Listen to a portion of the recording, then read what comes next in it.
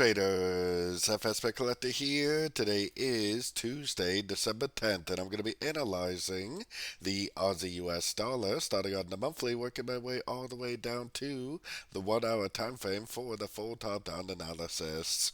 But also don't forget to check out my website, fxpipcollector.com, if you'd like to get access to my swing trade setups, my daily members-only live streams on Zoom, and my 34 video trading course are included for only $30 per month. So the Aussie dollar is closing really hard below that 78%. I think this is going to tell us, or it's going to help prove to us, that it is very likely going to go down and take out both of these lows before it actually does end up turning up to make the wave Y. So I think we got a lot more downside potential. Heading down to the weekly time frame is where you can kind of see this a little better. We're closing well below the 78%, which means we will likely take out this low. And just looking at the pattern, I think it's probably going to turn into an expanding wave C, which will most likely take out both of these lows. So, I mean, it could definitely go up on sort of time frames, but on the higher time frames, I would definitely expect us to continue to see lower highs for at least this foreseeable future.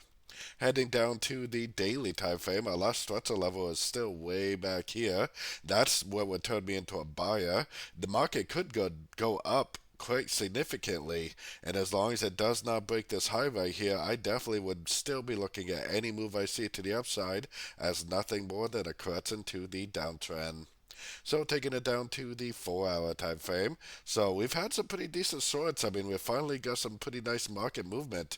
I mean, the places I would be looking to enter trades is at the end of all these little pullbacks. I definitely wouldn't be trying to go short right now. I definitely wouldn't be trying to go long right now either, because I am a trend trader, which means I'm only looking for shorts in a downtrend. So for me, I would be waiting patiently for more pullbacks to go short again for the continuation of the downtrend.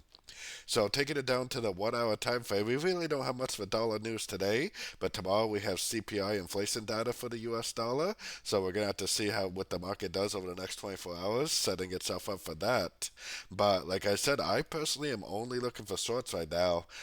This right here is technically a little bit of a higher low, so hopefully this goes up, makes like another ABC correction like this, makes another nice engulfing move to the downside, and makes us another nice entry to go short for the continuation of the downtrend.